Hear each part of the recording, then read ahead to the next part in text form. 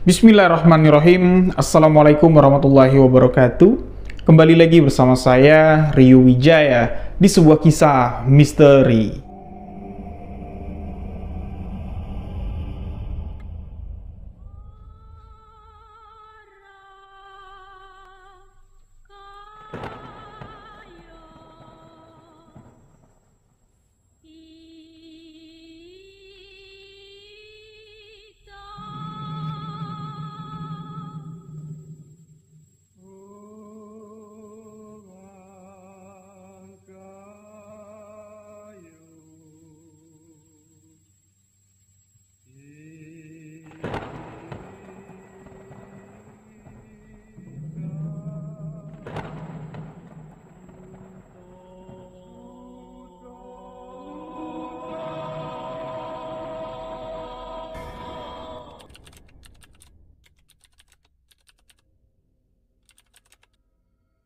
Di video sebuah kisah misteri kali ini, kembali sebuah kisah kiriman dari salah seorang sahabat akan saya ceritakan. Mbak Nadine dari Jogja telah mengirimkan sebuah kisah misteri yang sangat menarik sekali untuk sahabat-sahabat simak menemani malam sahabat-sahabat semua. Mbak Nadine menceritakan kejadian di tahun 2014 silam, sahabat-sahabat. Yang mana di tahun 2014 itu, Mbak Nadine kedatangan seorang sahabat baiknya yang bernama Mbak Nela.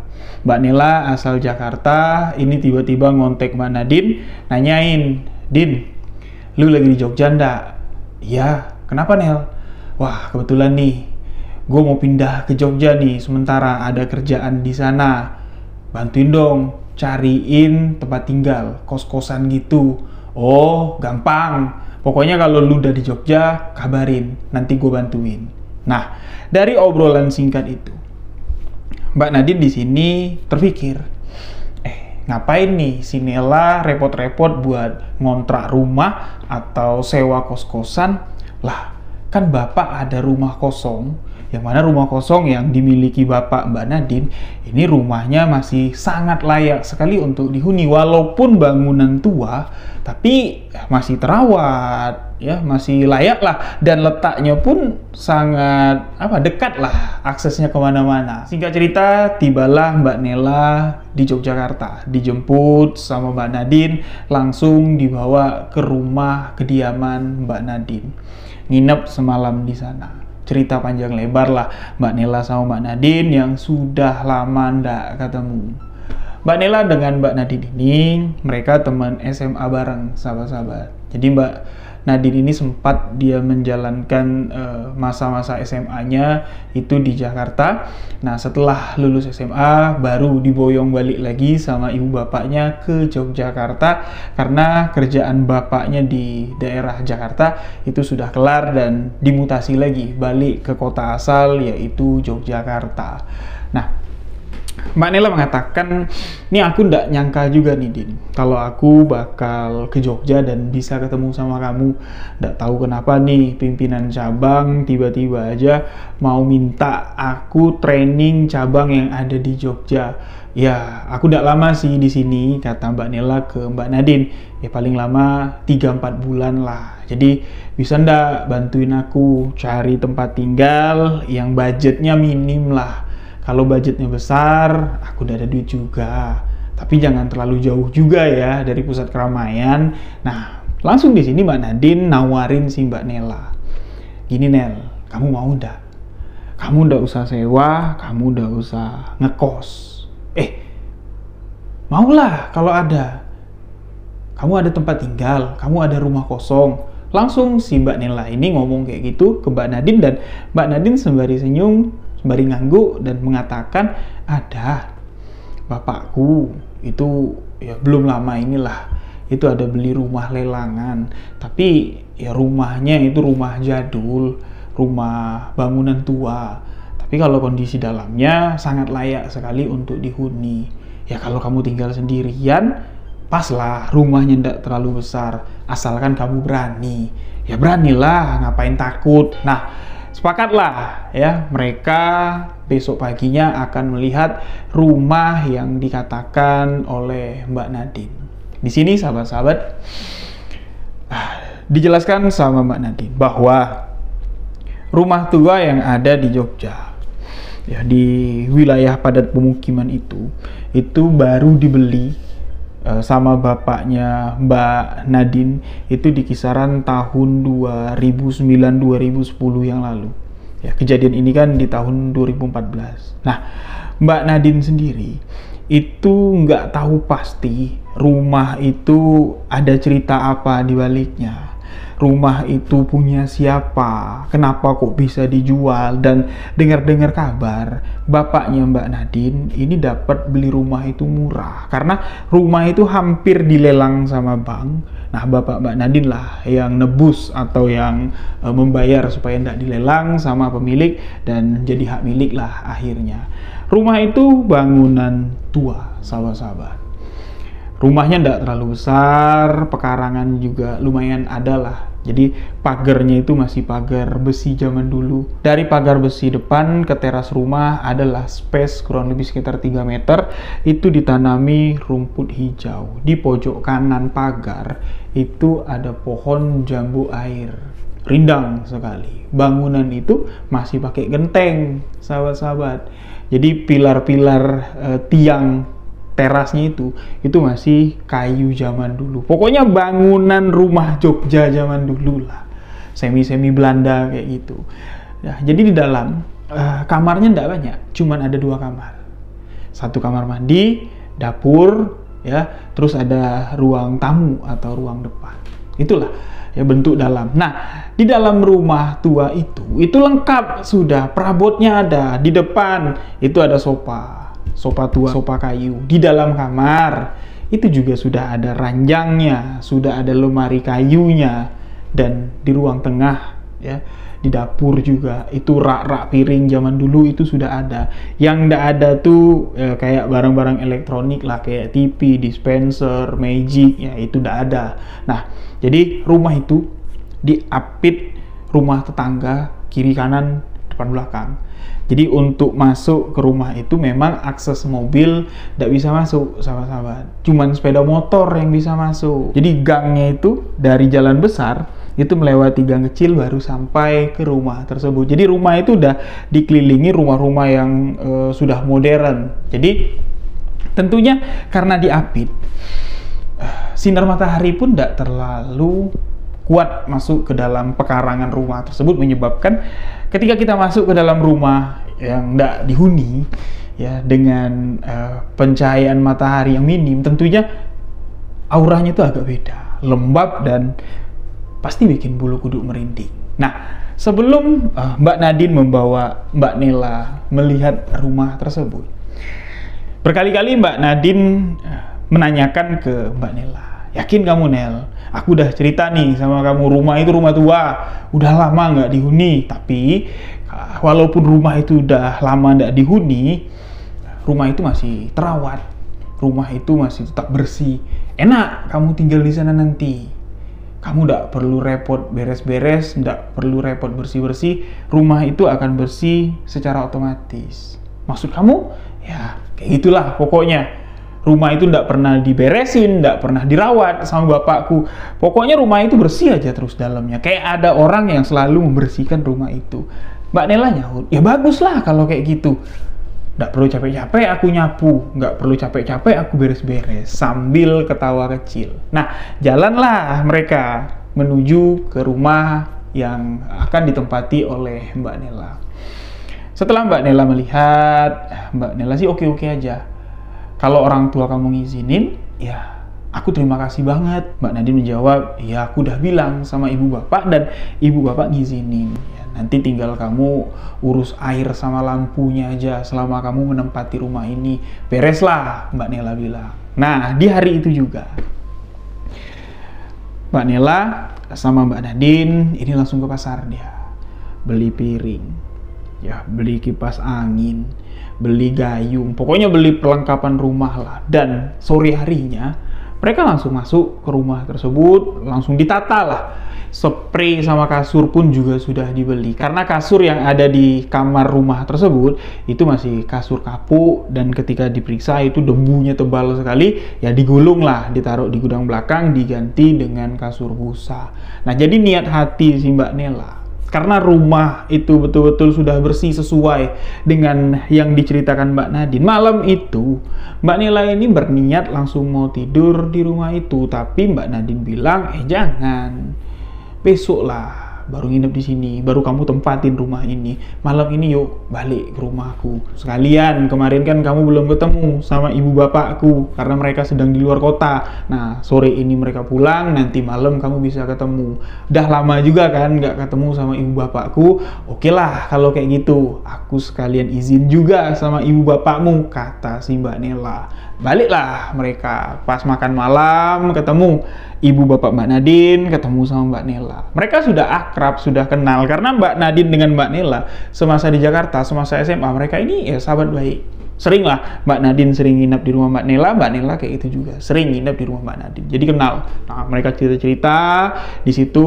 Mbak Nadine langsung bilang nih sama bapak ibunya, Pak, Bu, tadi aku sudah bawa Nela ke rumah yang ada di tengah situ.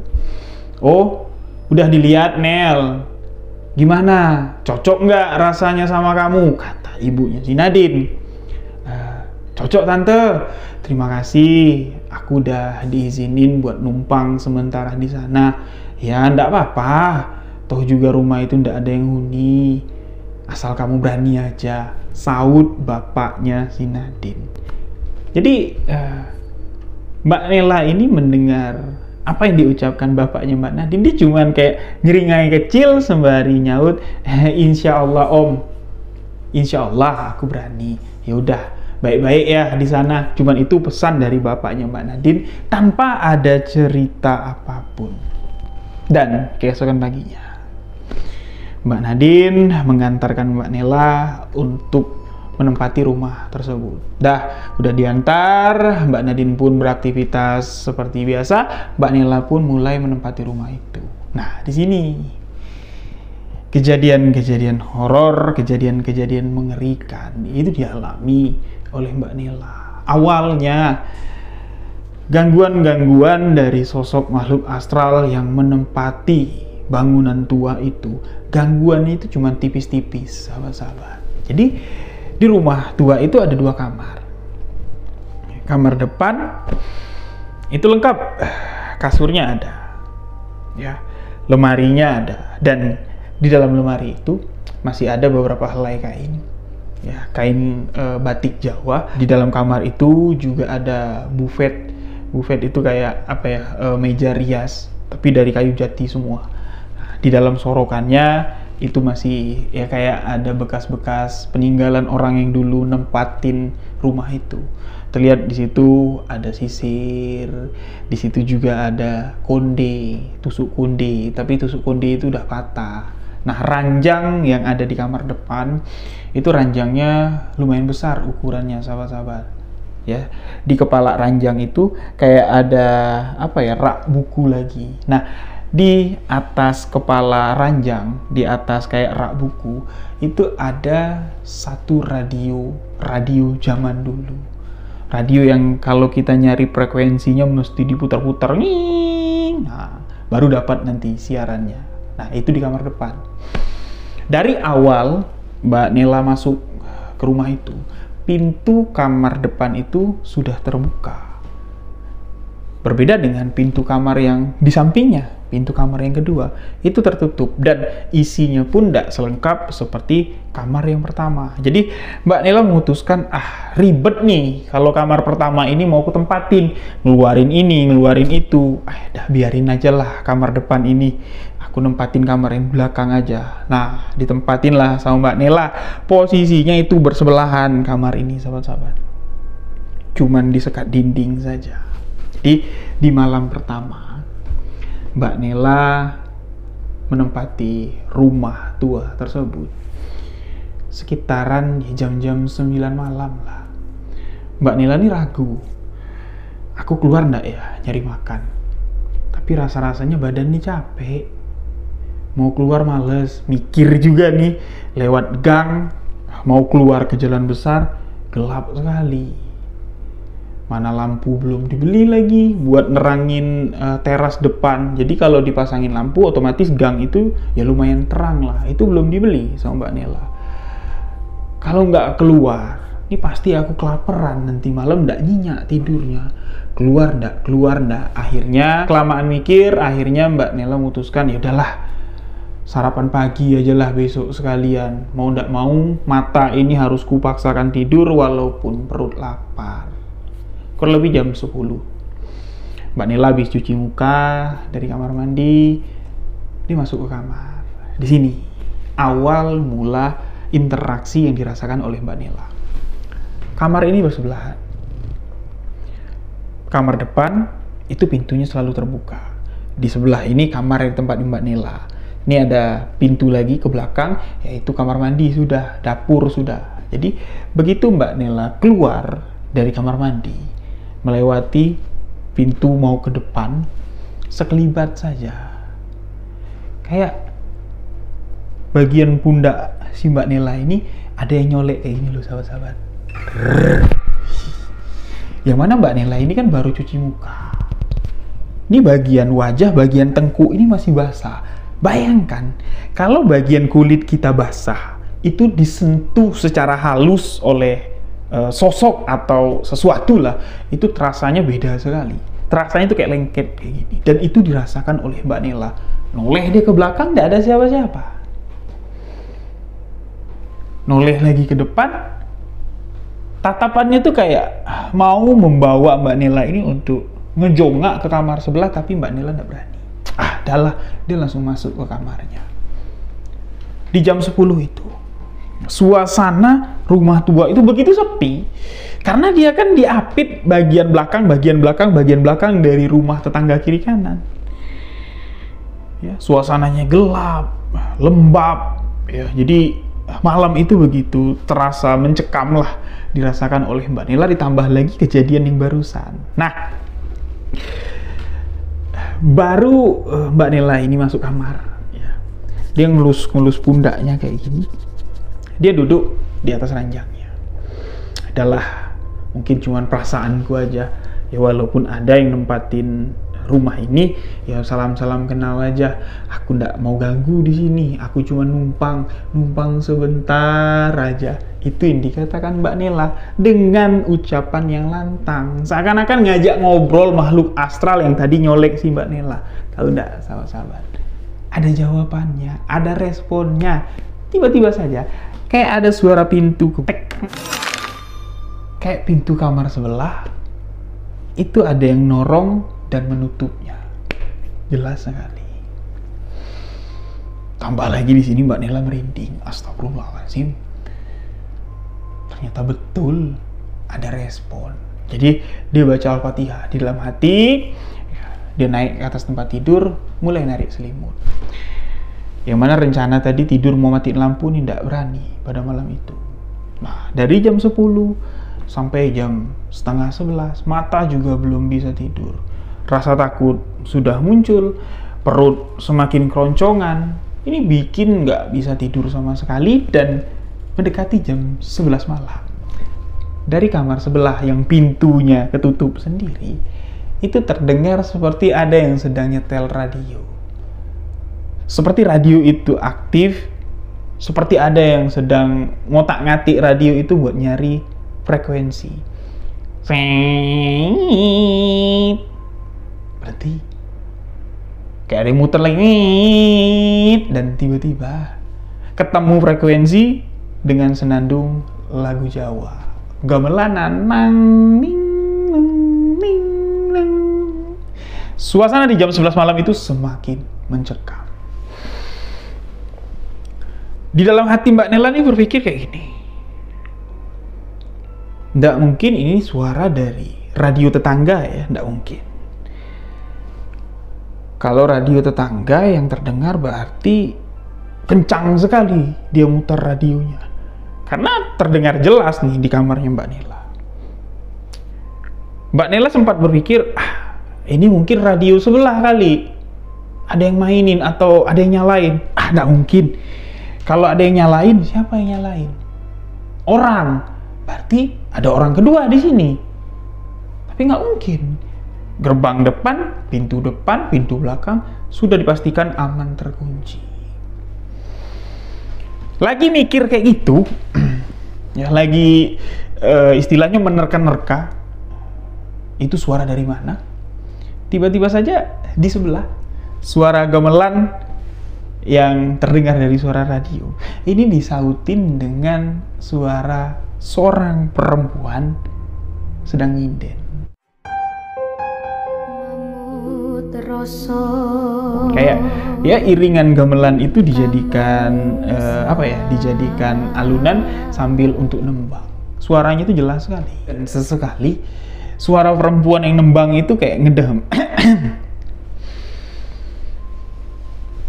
Malam itu Mbak Nela sama sekali tidak bisa tidur.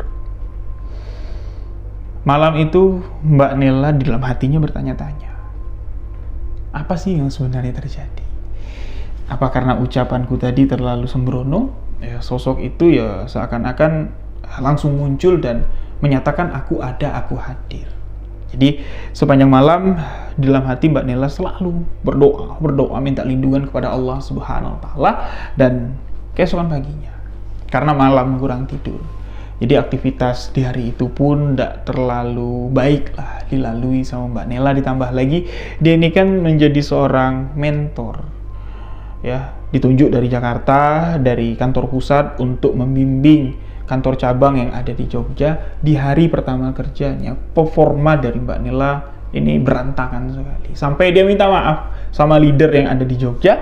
Dia cerita kalau semalam aku ndak bisa tidur sama sekali. Dan aktivitas hari itu pun berakhir. Jam 4 sore Mbak Nela sudah pulang ke rumah tua tersebut.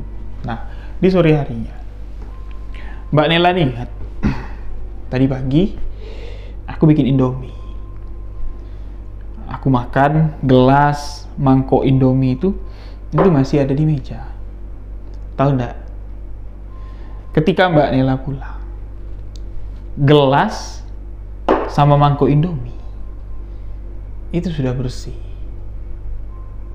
Gelas sudah ada di tempat gelas, mangkok makan Indomie itu sudah dicuci, sudah bersih. Lama Mbak Nela ngelamun. Ini lantaran aku ngantuk, aku lupa, atau betul-betul tadi ada yang masuk buat ngeberesin. Pertama dia mikir kayak gini, oh mungkin Nadine kali mampir ke sini tadi, dia ngeliat ada yang kotor dicuci sama dia. Oke lah, fine, masih masuk akal. Ya sudahlah. Jadi sore itu Mbak Nela tidur bangun-bangun di jam 9 malam. Kaget Mbak Nela ini, astagfirullahaladzim, aku ketiduran sampai jam 9 malam. Mandi belum, beli makan malam belum. Jadi langsunglah Mbak Nela keluar dari kamarnya menuju kamar mandi. Buka pintu kamar, keluar, mata Mbak Nela ini langsung noleh ke arah sebelah kanan, arah depan, arah ruang tamu yang ada kursi kayu. Ya, ruang tamu itu ada kursi kayu, matanya langsung mengarah ke sana, dan di sana itu ada seorang wanita tua. Pakai kebaya, pakai kain batik, duduknya miring kayak gini sahabat-sahabat, sambil nyeritin rambut. Rambutnya tuh panjang putih sampai ke lantai, sambil nyisir kayak gini. Mbak Nela yang ngelihat itu, dia tertegun dan memastikan bener ndak tuh yang kulihat asli ndak atau cuman halusinasiku saja. Mbak Nela memberanikan diri melangkah maju. Baru 2 langkah maju, sosok itu menyapa Mbak Nela dengan mengatakan, "Cahayu, Pak Mali mandi malam-malam ndak baik." Tapi wajahnya belum dilihatin nih sahabat-sahabat. Ya, dia nyisir rambut itu nutupin wajahnya. Mbak Nela pun mundur dia. Mundur pelan-pelan masuk lagi ke dalam kamar. Di dalam kamar Mbak Nela nangis dia. Dia tidak tahu harus berbuat apa. Di dalam hatinya dia bertanya, itu manusia atau hantu? Kalau manusia, siapa? Baik atau jahat?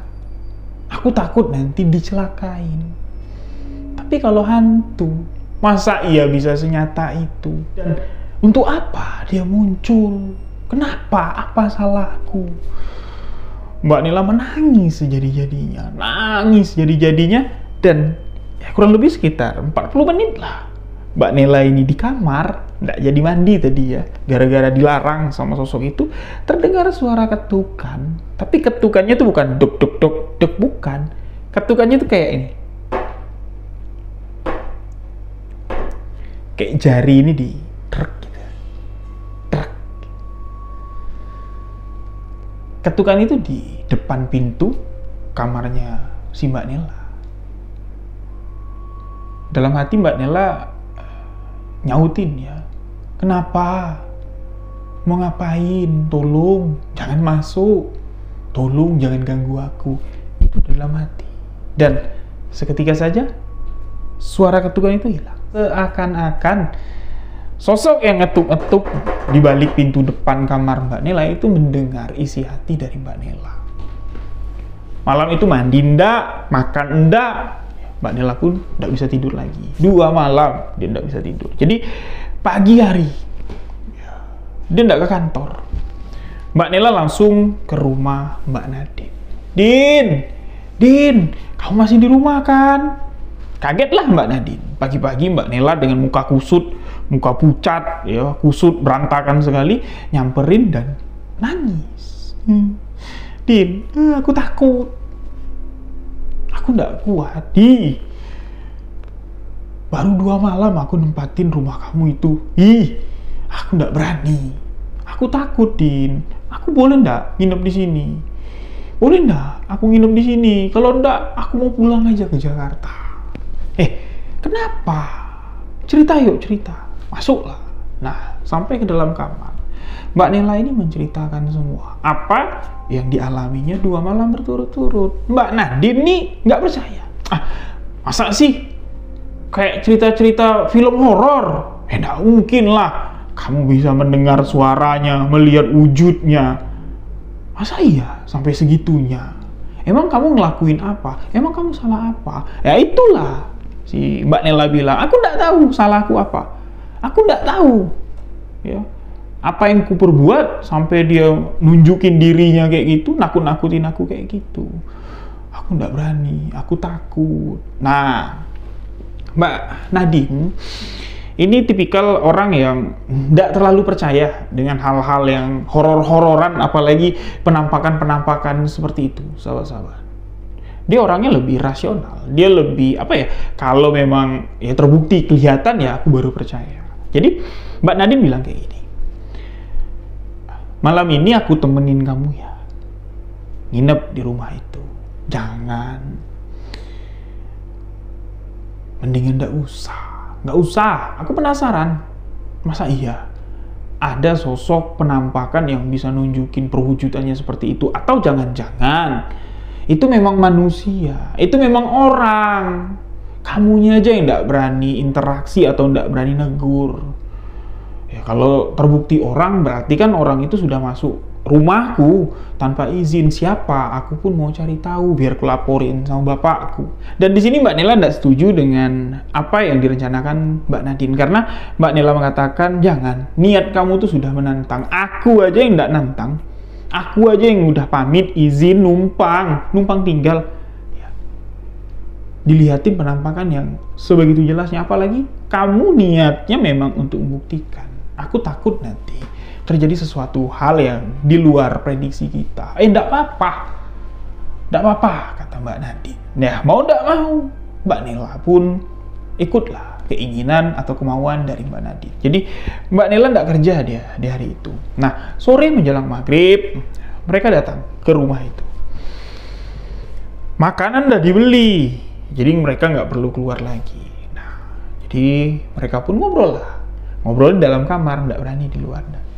Mbak Nela ndak mau, udah di kamar aja lah kita. Kalau memang iya sosok itu bakal datang, bakal istilahnya ya bakal nunjukin dirinya lagi, ya pasti dia bakal muncul dengan suara-suara kayak kemarin. Ya udahlah, ya mereka ngobrol, cerita-cerita sampai jam 9 belum ada juga nampakannya.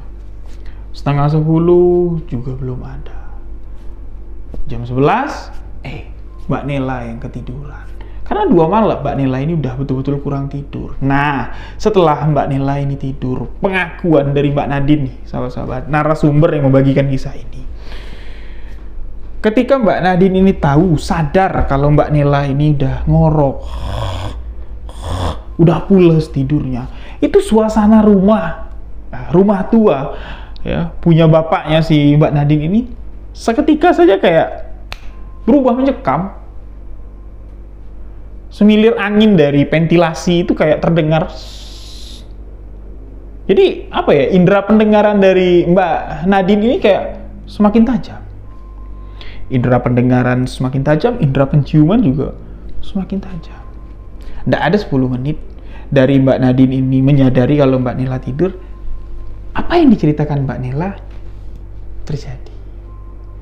Pintu kamar sebelah itu kayak ada yang nutup.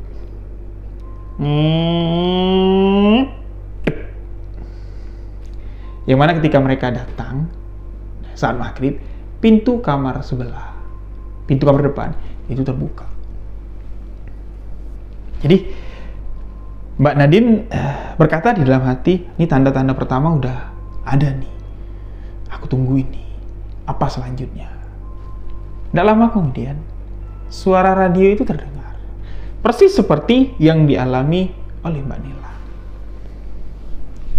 Ketika suara radio itu terdengar jelas, terdengar begitu jelas, ada yang nyalain radio, ada yang mainin radio, Mbak Nadine nekat untuk memastikan bener ndak yang nyala itu radio sebelah.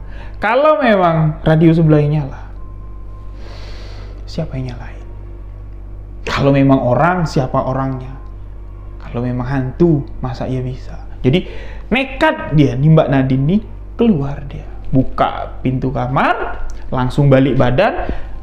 Pintu kamar sebelah itu ternyata betul tertutup. Langsung dibuka sama Mbak Nadine. Tahu nggak sahabat-sahabat, ternyata betul sumber suara radio yang didengar Mbak Nadine itu bersumber dari radio tua yang ada di kamar sebelah, yang ada di atas kepala tempat tidur.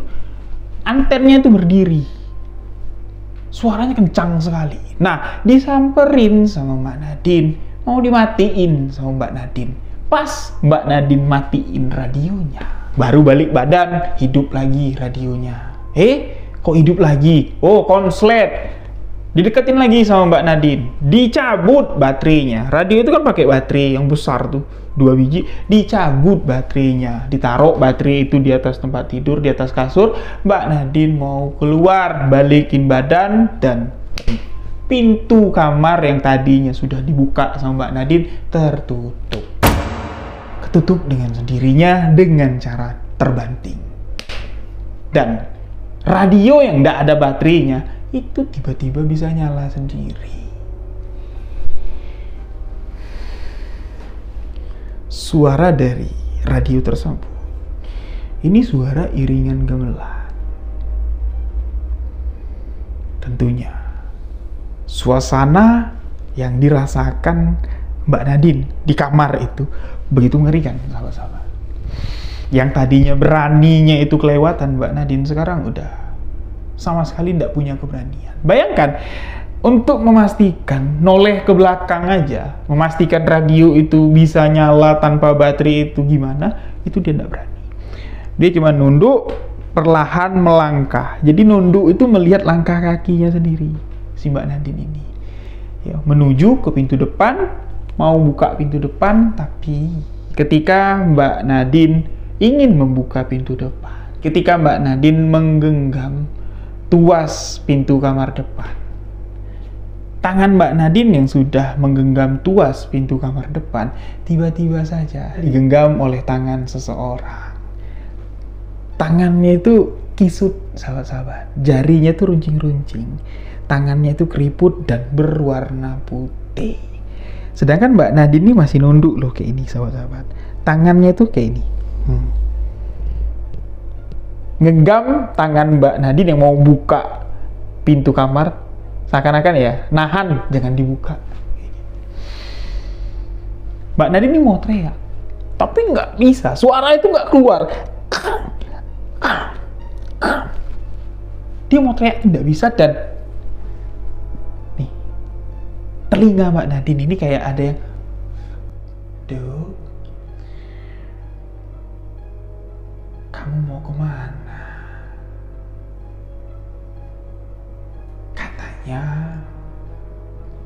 kamu mau ketemu sama Uyut. Kenapa? Kok kamu mau ketemu Uyut?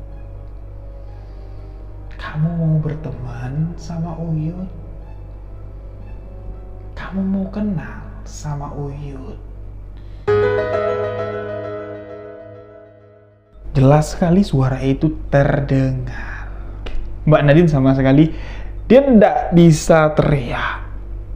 Dia tidak bisa lagi bergerak. Tangannya itu ya digenggam oleh sosok yang menyebut dirinya Uyut, dan Mbak Nadine pun pingsan. Sadar-sadar itu Mbak Nadine sudah dibangunin sama Mbak Nela. Posisinya masih di kamar depan. Ketika Mbak Nadine bangun, ketika nyawanya ngumpul, dia langsung teriak, "Tolong! Tolong! Tolong!" Mbak Nela nanya, "Tolong apa? Apa yang mesti ku tolong?" "Dah, jangan teriak, bikin gaduh aja." Mbak Nadine ini marah sama Mbak Nela.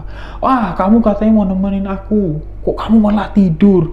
"Ya enggak tahu lah, namanya mataku ngantuk, aku 2 malam kurang tidur. Yuk, cabut yuk, cabut yuk. Aku enggak mau di sini lagi."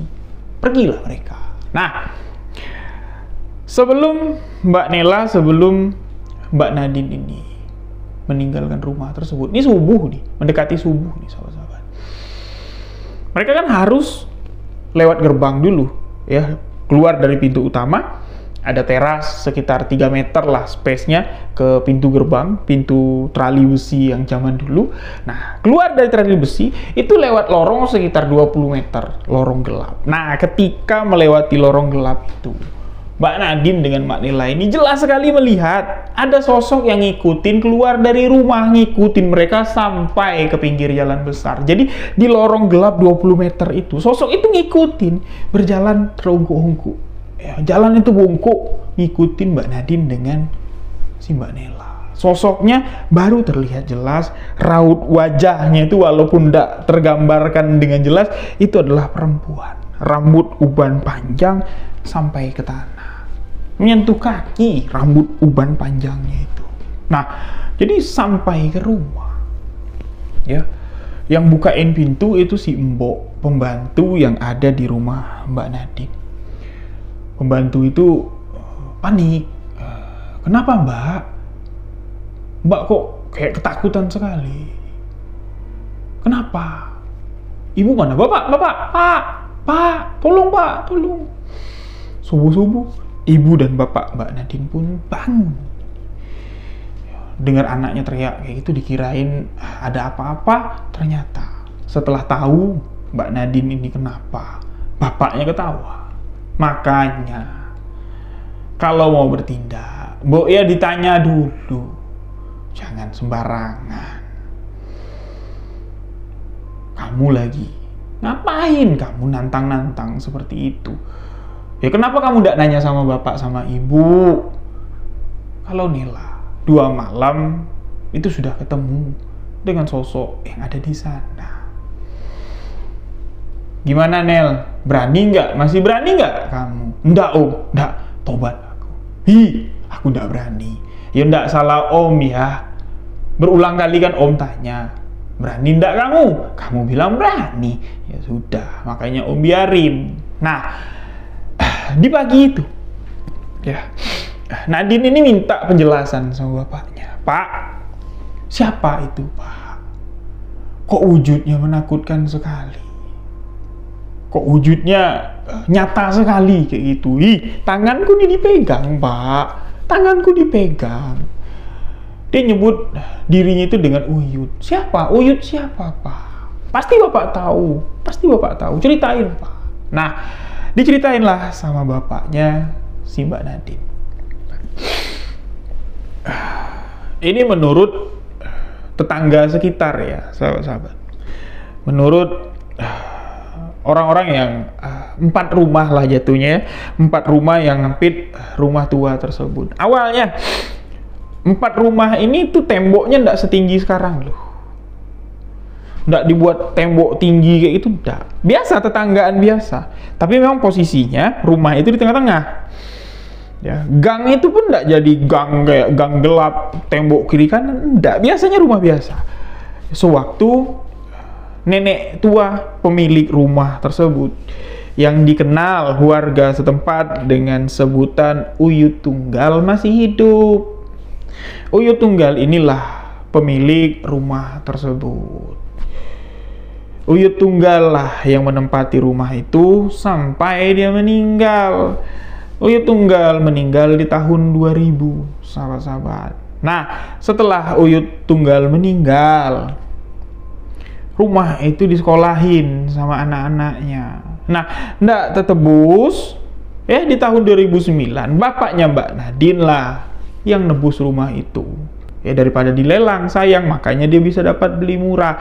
Nah, tentunya bapak Mbak Nadine ini tidak sembarang dia mau berinvestasi, karena dia memang boleh dikatakan pakar lah kalau dalam investasi tanah ya.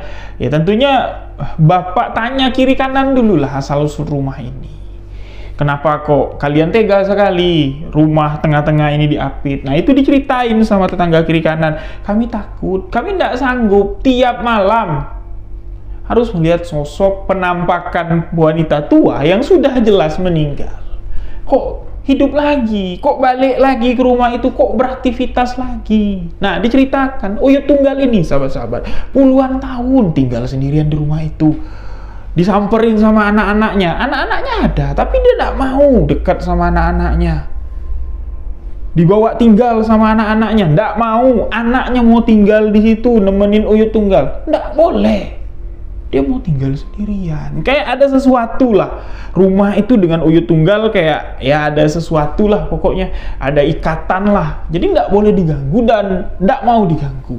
Jadi anak-anak Uyut Tunggal sesekali lah ngeliatin emaknya bawain makanan, bawain obat-obatan. Uyut Tunggal ini usianya hampir 80 kabarnya, tapi masih energi, masih beraktivitas. Nah, jadi sebelum rumah itu sebelum Uyut Tunggal ini meninggal, tetangga kiri kanan itu pagar rumahnya tidak tinggi loh, sahabat-sahabat. Jadi masih bisa lah ngelihat aktivitas Uyut Tunggal. Nah, setelah Uyut Tunggal meninggal, anaknya menemukan Uyut Tunggal ini meninggal di rumah itu.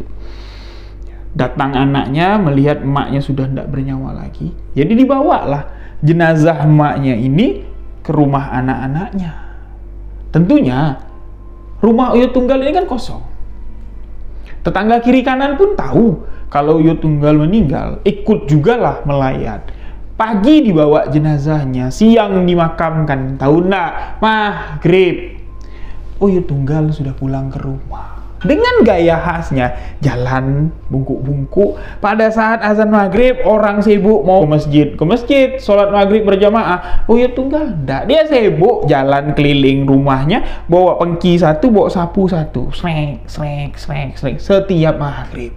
Dan di saat maghrib itu, paginya Uyut Tunggal meninggal, maghribnya Uyut Tunggal balik lagi ke rumah itu, nyapu dia di pekarangan rumah. Ada yang nggak connect, ada yang nggak dipikir Uyut Tunggal pagi itu cuman pingsan, nggak meninggal. Jadi disamperin lah orang ini nyamperin Uyut Tunggal, nanya, Uyut sehat cu? Kenapa? Nih nyapu, Uyut sehat. Loh, tadi pagi kan dikabarin Uyut pingsan. Ada yang bilang Uyut meninggal. Kok Uyut ada di sini. Iya, Uyut pulang. Tempat Uyut di sini.